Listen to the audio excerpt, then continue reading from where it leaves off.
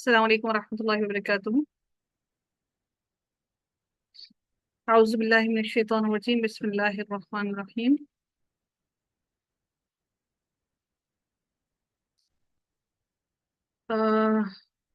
مجھے ایک بات بتائیے گا، ابھی ریکارڈنگ شروع ہو گئی ہے نا؟ مجھے اس کی بھی آواز نہیں آئی، ریکارڈنگ ہو رہی ہے نہیں ہو رہی؟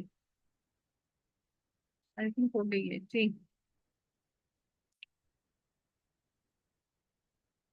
چلیں، ٹھیک ہے جی۔ بسم اللہ الرحمن الرحیم جی، سورہ بنی اسرائیل کا آغاز ہوتا ہے جو کہ مکی سورہ ہے، اور آغاز کرتے ہیں یہ سورہ کا بسم اللہ الرحمن الرحیم۔ یہ سورہ بنی اسرائیل یہ سورت مکی ہے، اور اسے سورت الاسراء بھی کہتے ہیں، اس لیے کہ اس میں نبی اکرم صلی اللہ علیہ وآلہ وسلم کے اسراء کا ذکر کیا گیا ہے۔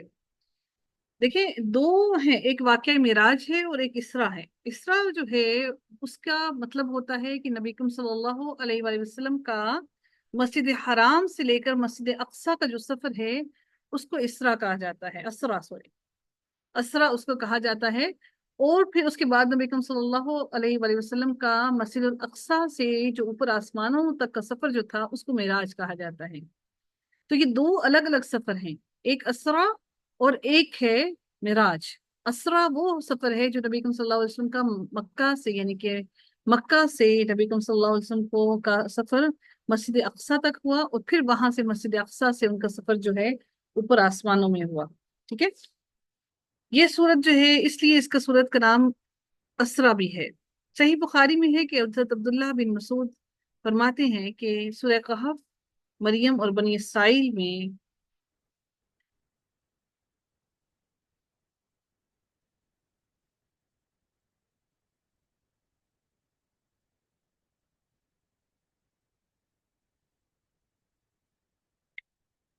اچھا، اس پہ حضرت عبداللہ بن مسعود فرماتے ہیں کہ سورہ کہف اور مریم اور بنی اسرائیل یہ عتاق اول میں سے ہیں اور میرے تلاد میں سے ہیں، یعنی کہ عتیق جو ہے وہ قدیم کی جمع ہے، اور تلادن تالدن کی جمع ہے۔ تالد جو ہوتا ہے وہ بھی قدیم مال کو کہا جاتا ہے۔ تالد جو ہے وہ کس کو کہتے ہیں؟ قدیم مال کو کہتے ہیں۔ مطلب یہ ہے کہ یہ صورتیں ان قدیم صورتوں میں سے ہیں جو مکے میں اول اول نازل ہوئیں، یعنی کہ شروع شروع میں نازل ہوئیں۔ رسول اللہ صلی اللہ علیہ وآلہ وسلم یہ ہر رات کو بنی اسرائیل اور سورہ زمر کی تلاوت فرمایا کرتے تھے۔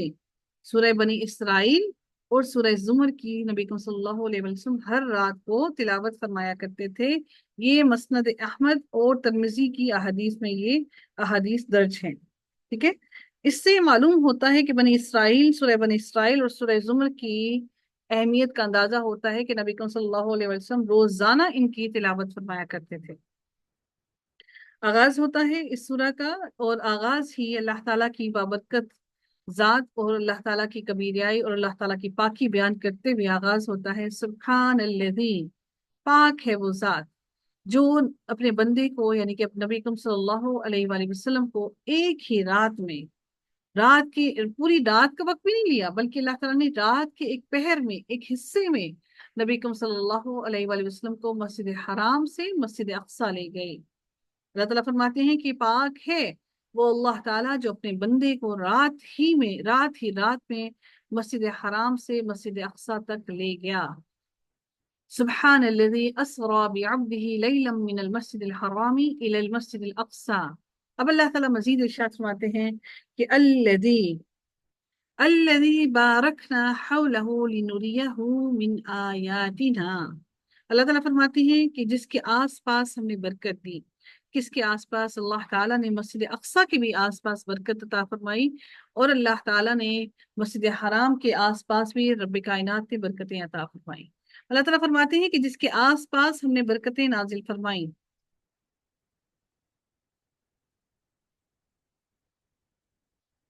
جی،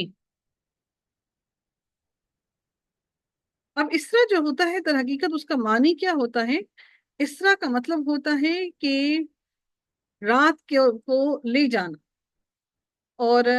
آگے آگے اللہ تعالیٰ نے لیلن کا ذکر کیا ہے تاکہ رات کی قلت واضح ہو جائے۔ یعنی اللہ تعالیٰ ان کو رات کی قلت سے مراد کیا ہے کہ اس کے رات کے کچھ حصے میں اللہ تعالیٰ ان کو لے کر گئے۔ پوری رات کا اللہ تعالیٰ نے اس میں وہ پوری رات کا وہ سفر نہیں تھا، بلکہ اللہ تعالیٰ نے فرمایا کہ رات کے کچھ حصے میں اللہ تعالیٰ ان کو لے گئے مسجد حرام سے مسجد اقصی تک، تاکہ رات کی قلت کو ظاہر کیا جا سکے۔ اسی لیے لیلن جو ہے وہ نکرہ استعمال ہوا ہے۔ لیلن آپ دیکھ رہے ہیں یہاں پر لیلن جو ہے وہ نکرہ استعمال کیا گیا ہے، یعنی رات کے ایک حصے یا تھوڑے سے حصے میں۔ اب آپ کو یہاں سے اندازہ ہو رہا ہوگا کہ نکرہ کا ترجمہ کرتے وقت کچھ کا اور کچھ حصے کا اور ایک کا اور کوئی کا معنی کیوں کیا جاتا ہے؟ ٹھیک ہے، رات کے کچھ حصے میں ان کو لے گئے، یعنی 40 راتوں کا یہ دور دراز کا سفر پوری رات میں بھی نہیں، بلکہ رات کے ایک قلیل حصے میں اللہ تعالیٰ نبی اکرم صلی اللہ علیہ وآلہ وسلم کو مسجد کہاں سے مسجد حرام سے مسجد اقصی میں لے گئے۔ ٹھیک ہے، 40 دن تقریباً لگ جاتے ہیں مسجد حرام سے مسجد اقصی تک جانے تک کے لیے۔ ٹھیک ہے، تو اللہ تعالیٰ نے یہاں پر بتایا کہ ان کو لے گئے۔ اب اقصی جو ہے وہ کیوں کہا جاتا ہے، کیا اس کا مطلب کیا ہوتا ہے؟ اقصی کا مطلب ہوتا ہے دور، جس کا فاصلہ ہو، دور ہو۔ اقصی دور کو کہتے ہیں بیت المقدس، جو اقدس الاقدس یا ایلیا، ایلیا در حقیقت قدیم نام ہے شہر کا، اور فلسطین میں واقع ہے۔ مکے سے الاقدس تک کی مسافت 40 دن کی ہے۔ اس اعتبار سے مسجد حرام کے مقابلے میں بیت المقدس کو مسجد اقصی یعنی کہ دور کی مسجد کہا جاتا ہے۔ یعنی اس مسجد اقصی کا جو فاصلہ ہے مسجد حرام سے وہ زیادہ ہے، فاصلہ ہے ان کا کافی زیادہ آپس میں، اس وجہ سے اس کا نام رکھا گیا ہے مسجد اقصی، یعنی کہ دور کی مسجد، یعنی مسجد حرام سے دور کی مسجد ہے یہ۔ ٹھیک ہے،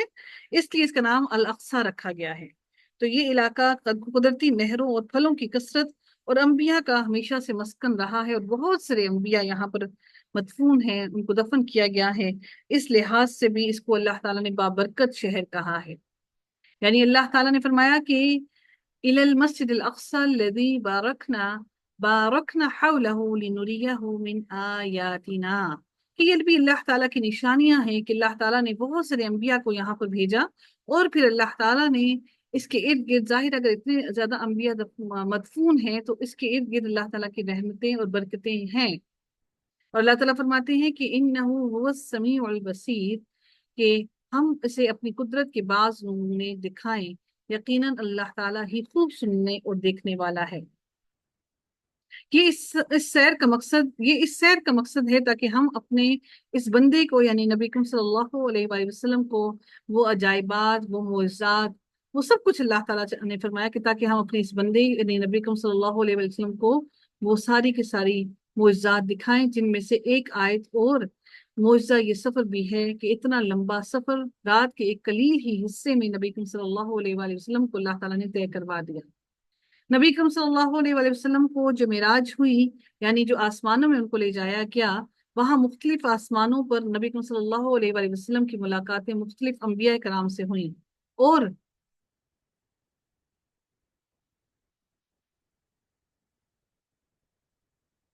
نہیں وہ دوسرا ہے، وہ یہ نہیں ہے، وہ اسرا نہیں ہے،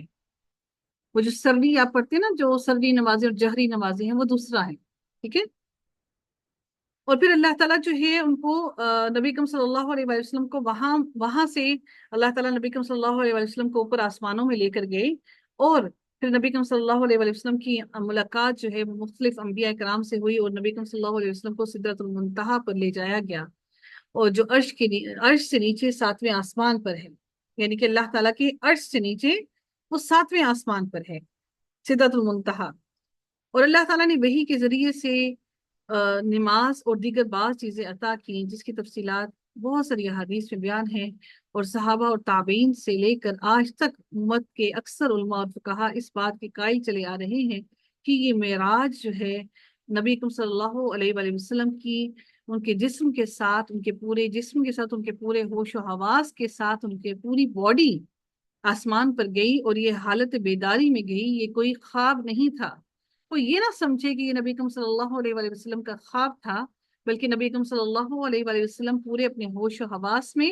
اپنے پورے جسم کے ساتھ اوپر آسمانوں میں گئے، اور پھر ان کی ملاقات انبیاء کرام سے ہوئی۔ اس سے پہلے نبی اکرم صلی اللہ علیہ وآلہ وسلم جب مسجد اقصی میں موجود تھے، اور وہاں پر انہوں نے تمام انبیاء کی جماعت کرائی، और नबी अकरम सल्लल्लाहु अलैहि वसल्लम ने उनकी इमामत कराई। तो इसके बारे में हम नहीं जानते कि वो नबी अकरम सल्लल्लाहु अलैहि वसल्लम के पीछे जो अंबिया कराम खड़े थे वो उनकी अरवाह थी, यानी कि उनकी रूहें थी, या वो किस तरह से अल्लाह ताला ने वो एक मुआजिजा किया। ये भी कितना बड़ा मुआजिजा है कि जितने भी अंबिया हैं सब ने नबी अकरम सल्लल्लाहु अलैहि वसल्लम की इमामत में नमाज अदा की। ठीक है। तो बहुत से लोग कुछ ये समझते हैं कि मिराज जो है वो नबी करीम सल्लल्लाहु अलैहि वसल्लम का कोई ख्वाब था। तो ऐसा हरगिज हरगिज नहीं है। नबी करीम सल्लल्लाहु अलैहि वसल्लम का ये रूहानी मुशाहिदा भी नहीं था, उनकी ख्वाब भी नहीं थी, बल्कि उनकी आंखों से उनका जो मुशाहिदा था, जो उन्होंने ऐनी तौर पर अपनी आंखों से खुद देखा था। और जो मस्जिद हराम से मस्जिद अक्सा तक का सफर है, ये नबी करीम सल्लल्लाहु अलैहि वसल्लम ने खुद अपने जिस्म के साथ जाकर वो ये सफर तय किया था। इस मिराज के दो इस सफर के दो हिस्से हैं, जैसा कि मैंने आपको कहा। पहला हिस्सा इसरा है, असरा सॉरी, पहला हिस्सा असरा है, और दूसरा असरा, और दूसरा हिस्सा जो है वो जो कि असरा वो हिस्सा है जो कि मस्जिद हराम से मस्जिद अक्सा तक और मस्जिद अक्सा से ऊपर आसमानों तक का जो सफर है वो मिराज है। अच्छा जी, आगे देखते हैं कि मिराज दर हकीकत किसको कहते हैं। अब ये भी हमें समझ लेना चाहिए कि मिराज क्या होता है। आमतौर पर इस पूरे सफर को सब लोग जो जानते हैं वो कहते हैं जी ये मिराज का वाकया है। मिराज नहीं है ये पूरा, ये दो हिस्सों में है ये सफर। एक असरा और दूसरा मिराज। मिराज दर हकीकत कहते हैं जी सीढ़ी को। ये नबी करीम सल्लल्लाहु अलैहि वसल्लम की जुबान से निकले हुए अल्फाज हैं कि नबी करीम सल्लल्लाहु अलैहि वसल्लम ने फरमाया कि उरिजा बी इलस समाई, मुझे आसमान पर ले जाया या चढ़ाया गया। क्योंकि इस सफर का ये दूसरा हिस्सा पहले से भी ज्यादा अहम और अजीम उलशान है, इसलिए कि मिराज का लफ्ज ही ज्यादा मशहूर हो गया, इसलिए लोग जो असरा है उसको जानते ही नहीं है। अगर मैं ये कहूँ कि 60 to 70% लोग नहीं जानते इसरा को, तो ये गलत हरगिज नहीं होगा। लेकिन अल्हम्दुलिल्लाह अब बच्चों की किताबों के अंदर ये चीजें आना शुरू हो गई हैं कि उन्होंने इस मिराज को तफसील से बच्चों को बताया, पढ़ाया गया है स्कूलों में। इस्लामियात की बुक्स में काफी सारी चीजें तब्दीलियां आई हैं, और अल्हम्दुलिल्लाह ये पॉजिटिव चेंजिंग आई है। तो इसकी तारीख में इख्तलाफ है कि ये किस तारीख को हुआ, कौन सी डेट थी इसको इसकी। कुछ कहते हैं कि, और इसकी इसी तरह से इसके साल और इसकी साल में तो फिर भी कुछ इख्तलाफ कम है, लेकिन इसकी जो महीना है और उसकी तारीख जो है इसमें इख्तलाफ पाया जाता है। कुछ कहते हैं कि ये रबीउल अव्वल की 17 तारीख को या 27 को, कुछ कहते हैं रजब की 27 तारीख को, और बाज कहते हैं कि इसका कोई और महीना है और उसकी तारीख कुछ और बताते हैं। अब हम लोग ऐसे हैं कि मिराज जो है, शब मिराज जो है, हम वो मनाते हैं, और उसमें बहुत सारे हम लोग उसके अंदर खाने भी पकाकर लोगों में बांटते हैं, और इसके अंदर खास तौर पर एहतमाम करते हैं इबादतों का और नवाफिल का। हम सब पढ़ते हैं, रोजे भी रखते हैं, जो कि नबी अकरम सल्लल्लाहु अलैहि वसल्लम ने हमें कहीं पर भी नहीं बताया। अगर तो इसकी इतनी ही अहमियत होती तो यकीनन यकीनन नबी अकरम सल्लल्लाहु अलैहि वसल्लम ने अपने सहाबा कराम को बताया होता, और इसकी तारीख में इख्तलाफ हरगिज हरगिज ना होता कि इसकी ये तारीख है और इस तारीख को ये मिराज का वाकया हुआ है। इसलिए हमें ये समझ लेना चाहिए कि मिराज दर हकीकत उसमें असल जो अहमियत है उन अहकामात की है जो अल्लाह ताला ने नबी करीम सल्लल्लाहु अलैहि वसल्लम को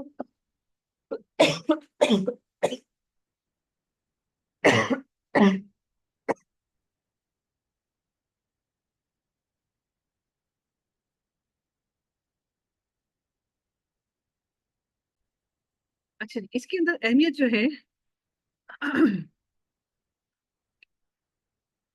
इसके अंदर अहमियत जो है वो उन अहकामात की है जो नबी करीम सल्लल्लाहु अलैहि वसल्लम ने की तरफ अल्लाह ताला ने उनके ऊपर नाजिल किए, और अल्लाह ताला ने बजरिया वही वो भी आए उनके पास। ठीक है। अब इसके बारे में जो लोग ये कहते हैं, हजरत आयशा रज़ी अल्लाह ताला अन्हा ने ये इरशाद फरमाया कि जिसने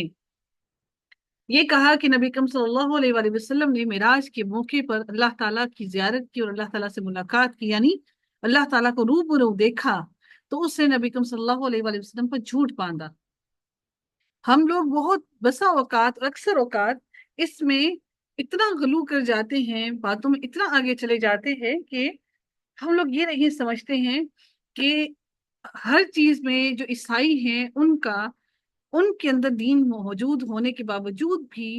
वो लोग क्यों दीन से भटक गए, क्योंकि उन्होंने بہت زیادہ غلو کر لیا تھا حضرت عیسیٰ علیہ السلام کو، اتنی زیادہ صفات بیان کر دی ان کی کہ ان کو اللہ تعالیٰ کے نعوذ باللہ مد مقابل لا کر کھڑا کر دیا۔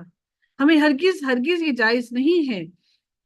کہ ہم لوگ نبی کریم صلی اللہ علیہ وسلم کو، وہ ہمارے نبی ہیں اور خاتم النبیین ہیں، ہماری ان سے محبت بے تحاشا ہے، لیکن اس کے باوجود ہمیں ہرگز یہ جائز نہیں ہے، ہمارا دین ہمیں اس چیز کی ہرگز اجازت نہیں دیتا کہ ہم ان کی محبت کو اتنا زیادہ اوپر بڑھا لیں کہ ہم ان کو اللہ تعالیٰ کے مد مقابل کھڑا کر دیں۔ جس طرح سے ہم سب یہ بھی جانتے ہیں کہ جب عید میلاد النبی ہوتا ہے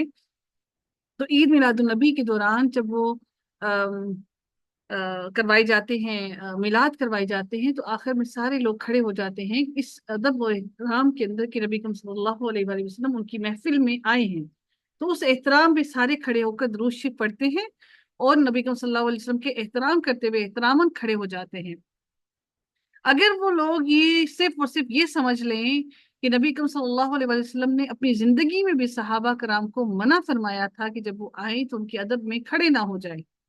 نبی کریم صلی اللہ علیہ وسلم نے اس چیز کو اپنی زندگی میں بھی منع فرمایا تھا، تو ہم لوگ بہت زیادہ بدعات میں شامل ہو گئے ہیں اور ہم نے اپنے دین کے اندر اسی طرح سے بہت زیادہ غلو اختیار کر لیا ہے۔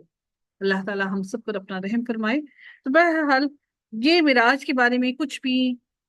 یہ چیزیں جو ہے یہ ہمیں صحیح احادیث سے ان کی ڈیٹ کے بارے میں علم نہیں ہوتا کہ کون سی تاریخ کو معراج ہوئی تھی۔ اب اللہ تعالیٰ اگلی آیت میں ارشاد فرماتے ہیں، اگلی آیت کا آغاز ہوتا ہے وَآتَيْنَا مُوسَى الْكِتَابَ وَجَعَلْنَاهُ هُدًى لِبَنِي إِسْرَائِيلَ أَلَّا تَتَّخِذُوا مِن دُونِي وَكِيلًا۔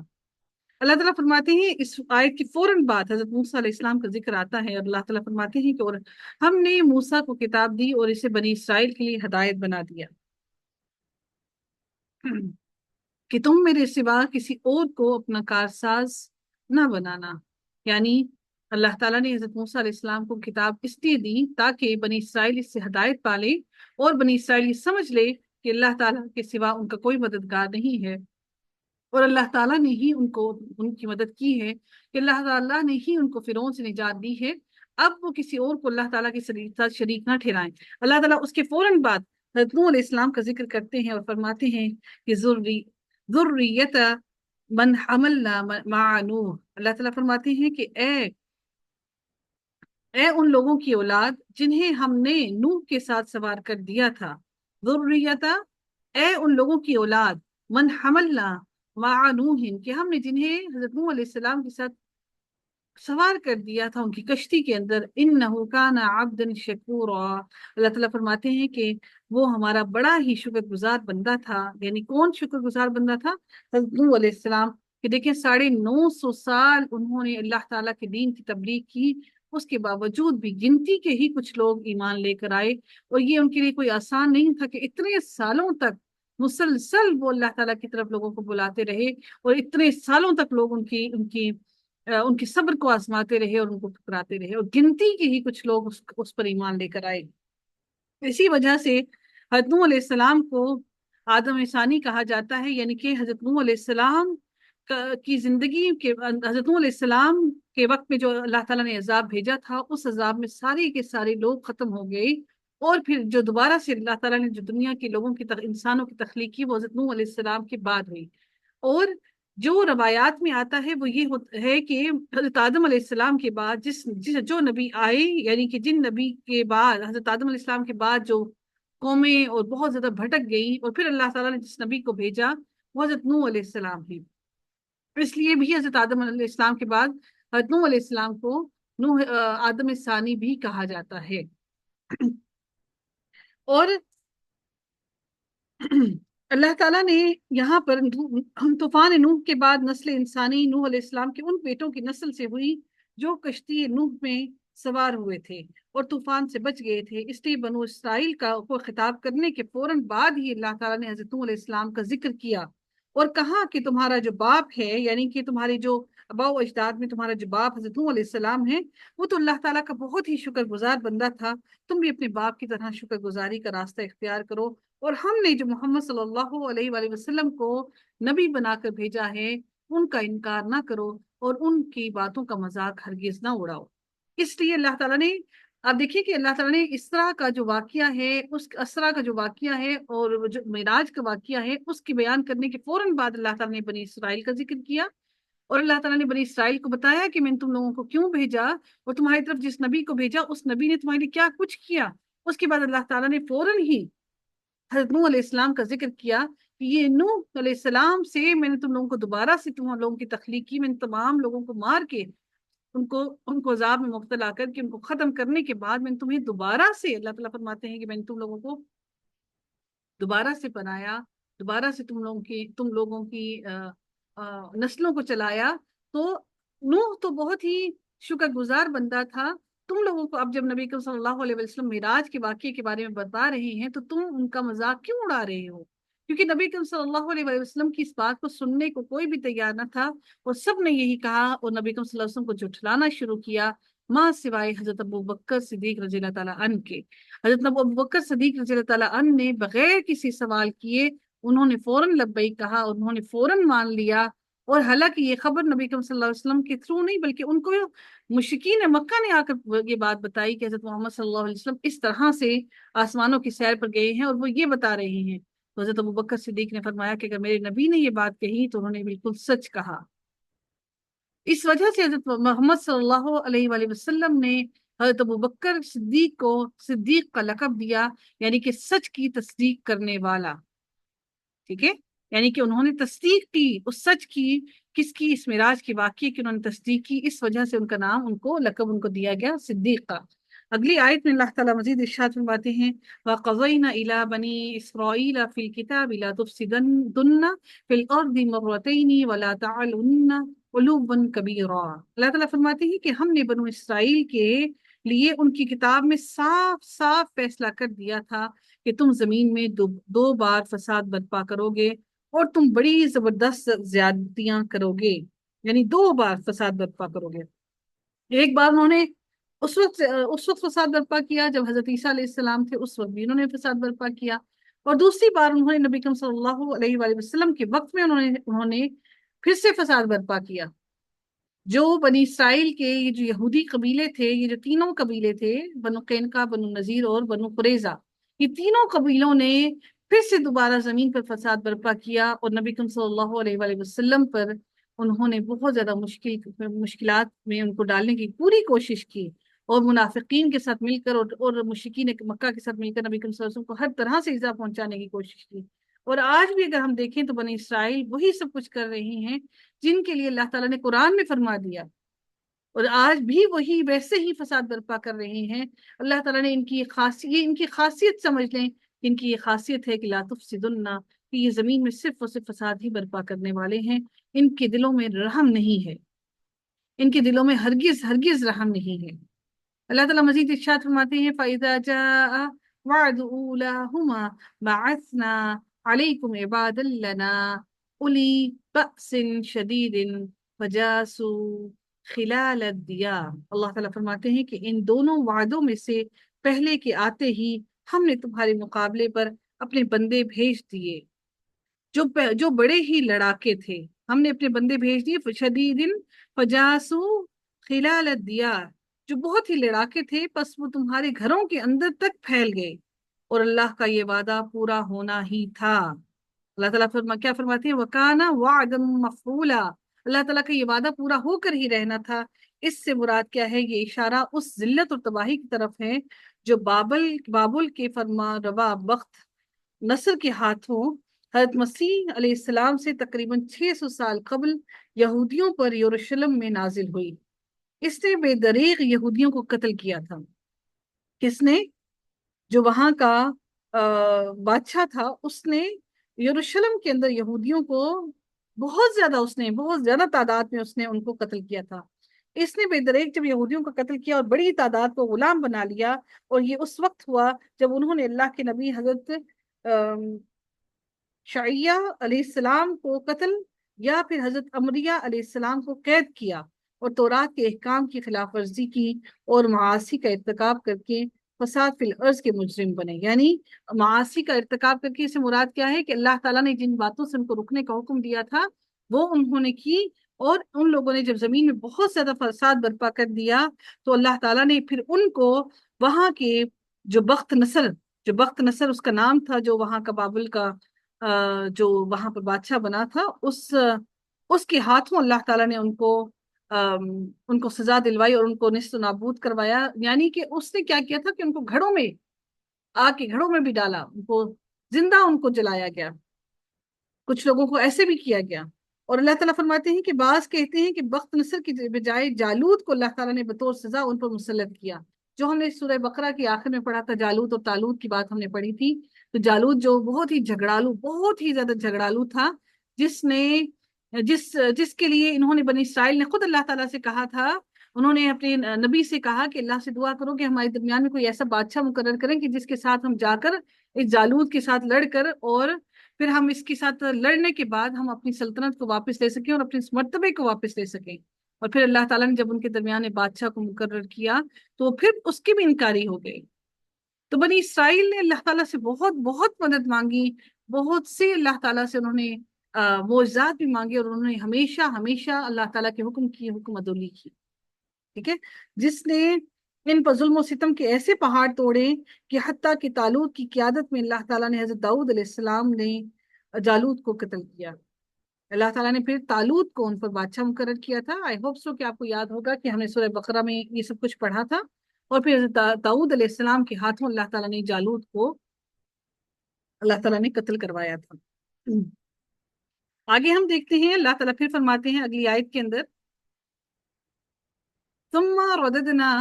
لكم الكرة عليهم وأمددناكم بأموال وبنين وجعلناكم أكثر نفيرا. اللہ تعالیٰ فرماتے ہیں پھر ہم نے ان پر تمہارا غلبہ دے کر تمہارے دن پھیر دیے. یعنی کہ ثم رددنا پھیر دیے، لکم الکرۃ علیہم وامددناکم تمہاری مدد کی. اللہ تعالیٰ فرماتے ہیں ہم نے تمہارے دنوں کو پھیرا اور تمہاری مدد کی. کس چیز سے؟ بھی اموال، مال سے، وبنینا اور بیٹوں سے، وجعلناکم اکثر نفیرا اور تمہیں نفری میں بھی زیادہ کر دیا، تمہیں جتھے کے جتھے بنا دیا. اللہ تعالیٰ نے یہ کیوں ارشاد فرمایا؟ اللہ تعالیٰ نے یہاں پر یہ ارشاد اس لیے فرمایا کہ یعنی بخت نصر یا جالوت، ان دونوں میں سے جو بھی تھا، بہرحال یا جالوت کے قتل کے بعد ہم نے تمہیں پھر مال اور دولت اور بیٹوں اور جاہ و جلال میں ہم نے تمہیں سب چیزیں عطا کی، جبکہ یہ ساری چیزیں تم سے چھین لی گئی تھیں. اللہ تعالیٰ نے یہ سب کچھ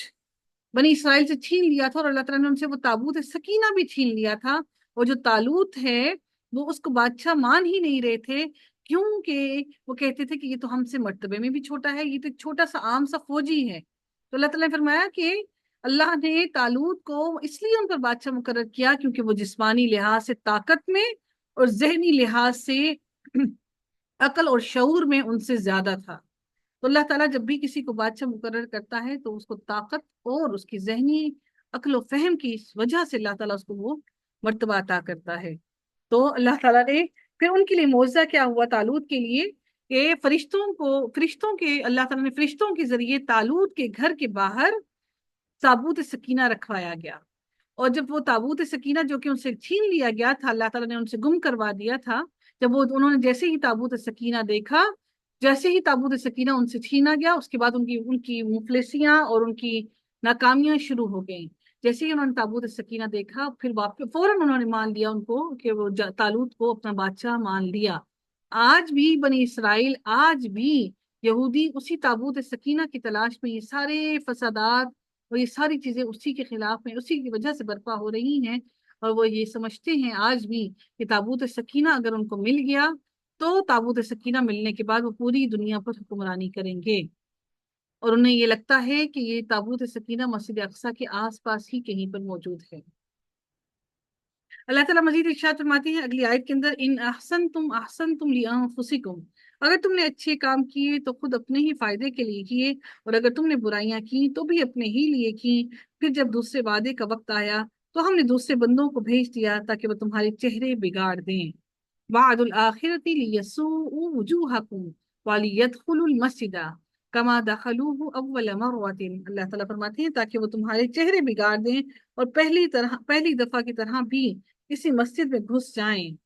کما دخلوہ اول مرۃ، جیسے وہ پہلی مرتبہ گھسے تھے. اور اللہ تعالیٰ فرماتے ہیں وَلِيُتَبِّرُوا مَا عَلَوْا تَتْبِيرًا، اور جس چیز پر قابو پائیں توڑ پھوڑ کر جڑ سے اکھاڑ دے. اس سے مراد کیا ہے؟ یہ دوسری مرتبہ انہوں نے فساد برپا کیا کہ حضرت زکریا علیہ السلام کو قتل کر دیا، اور حضرت عیسیٰ علیہ السلام کو بھی قتل کرنے کے در پہ تھے۔ حضرت زکریا علیہ السلام جو کہ حضرت یحییٰ علیہ السلام کے بیٹے تھے، انہوں نے ان یہودیوں نے حضرت زکریا علیہ السلام کو قتل کیا، اور پھر حضرت عیسیٰ علیہ السلام کو بھی قتل کرنے کے در پہ تھے، اور وہ چاہتے تھے کہ حضرت عیسیٰ علیہ السلام کو بھی قتل کیا جائے۔ اور اللہ تعالیٰ نے، چونکہ اللہ تعالیٰ کی سنت ہے کہ اللہ تعالیٰ اپنے تمام کے تمام رسولوں کی حفاظت فرماتے ہیں، اللہ کے کسی بھی رسول کو قتل نہیں کیا گیا، انبیاء کو قتل کیا گیا ہے لیکن رسولوں کو قتل نہیں کیا گیا۔ تو جنہیں اللہ تعالیٰ نے اسی وجہ سے اللہ تعالیٰ نے حضرت عیسیٰ علیہ السلام کو آسمان پر اٹھا لیا، اور اس کے نتیجے میں پھر رومی بادشاہ جو تھا، ٹیسس اس کا نام تھا، کو اللہ تعالیٰ نے ان پر مسلط کر دیا۔ اس نے بھی کیا کیا؟ یروشلم پر حملہ کر کے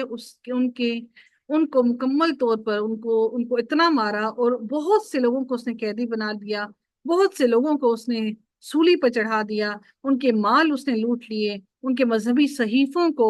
پاؤں تلے رونت دیا، اور بیت المقدس اور ہیکل سلیمانی کا تاراج اس کا کیا، اس نے اس کو پامال کیا، ان کی اہمیت کو، اور ان کی ان کو ڈسرسپیکٹ کیا، اور انہیں ہمیشہ کے لیے بیت المقدس میں جلا وطن کر دیا۔ کن کو؟ ان یہودیوں کو اس وقت سے یروشلم سے، اس وقت سے جو رومی بادشاہ تھا ٹیسس، اس نے اس وقت سے یروشلم سے ان کو جلا وطن کیا ہوا تھا، اور یوں ان کی ذلت اور رسوائی کا خوب سامان کیا گیا، اور یہ تباہی 70 عیسوی میں ان پر آئی تھی، 70 عیسوی میں ان پر شروع ہوئی تھی، اور پھر اتنے سالوں تک، اتنے عرصے تک، اتنی صدیوں تک ان پر یہ تباہی اور رسوائی ہوتی رہی، اور پھر اب جا کر انہیں فلسطین پر انہوں نے جب پوری دنیا، اور یہ یہودی جو ہے پوری دنیا پر ان کو پھٹکار ہوتی رہی، ایون کہ اب اگر آپ لوگوں کو معلوم ہو کہ جو ہٹلر تھا، ہٹلر نے بھی یہودیوں کا قتل عام کروایا تھا۔ ہٹلر کے بارے میں آئی ہوپ سو کہ آپ کو معلوم ہوگا، اگر نہیں معلوم ہو تو آپ پڑھیے گا کہ ہٹلر نے کس طرح سے ان کو کھڑے کر کے اس نے سب کو اس طرح سے ان یہودیوں کا قتل کروایا تھا، اور ان کو پوری دنیا میں ہر جگہ پر پھٹکار ہوتی رہی، اور پھر انہوں نے فلسطین کے اندر آ کر زمینیں خریدنا شروع کی، اور پھر ساری جگہ سے انہوں نے فلسطین کے اندر لوگوں کو اکٹھا کرنا شروع کر دیا۔ اگلی آیت میں اللہ تعالیٰ مزید ارشاد فرماتے ہیں، عَسَىٰ رَبُّكُمْ أَن يَرْحَمَكُمْ